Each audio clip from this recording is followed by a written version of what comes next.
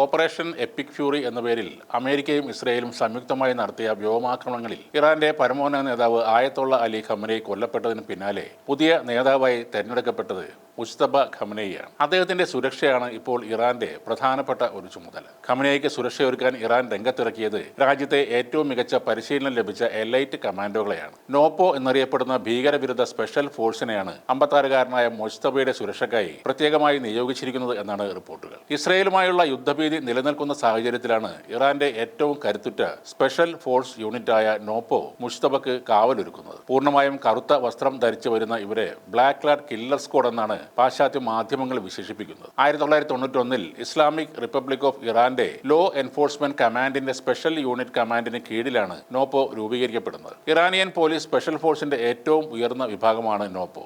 നിരയോ വിജയ പാസ്ദാരൻ വിലായത്ത്, അതായത് പരമോന്നത നേതാവിനെ സംരക്ഷിക്കാനുള്ള പ്രത്യേക സേന എന്നതിന്റെ ചുരുക്കപ്പേരാണ് നോപ്പോ എന്നത്.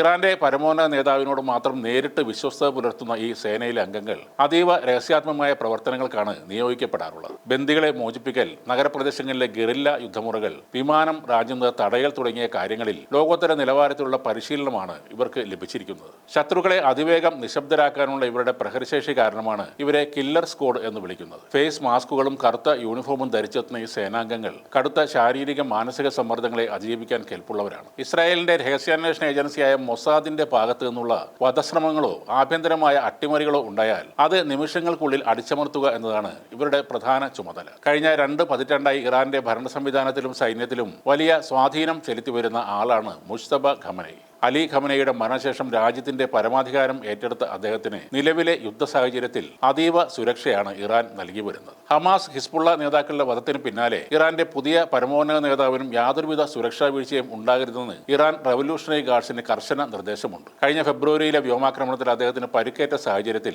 സൈന്യത്തിന്റെ നേരിട്ടുള്ള സംരക്ഷണത്തിൽ അതീവ സുരക്ഷിതമായ ഒരു കേന്ദ്രത്തിലാണ് അദ്ദേഹം ഇപ്പോൾ കഴിയുന്നത്. രാജ്യത്തെ അഭിസംബോധന ചെയ്യുകയോ ഔദ്യോഗിക പ്രസ്താവനകൾ ഇറക്കുകയോ ചെയ്യാത്തത് സുരക്ഷാ പ്രോട്ടോകോളുകളുടെ ഭാഗമാണെന്നാണ് പറയുന്നത്. മുജ്തബയുടെ ഓരോ ചലനവും ഈ പ്രത്യേക സേനയുടെ നിരീക്ഷണത്തിലാണ്. മുൻപ് ആഭ്യന്തര കലാപങ്ങൾ അടിച്ചമർത്താൻ ഉപയോഗിച്ചിരുന്ന ഈ പ്രത്യേക സേനയെ ഇപ്പോൾ ഭരണത്തലവന്റെ സംരക്ഷണത്തിനായി മാറ്റിയത് ഇറാന്റെ രാഷ്ട്രീയ സാഹചര്യത്തിലെ വലിയൊരു മാറ്റമായിട്ടാണ് നിരീക്ഷകർ കണക്കാക്കുന്നത്.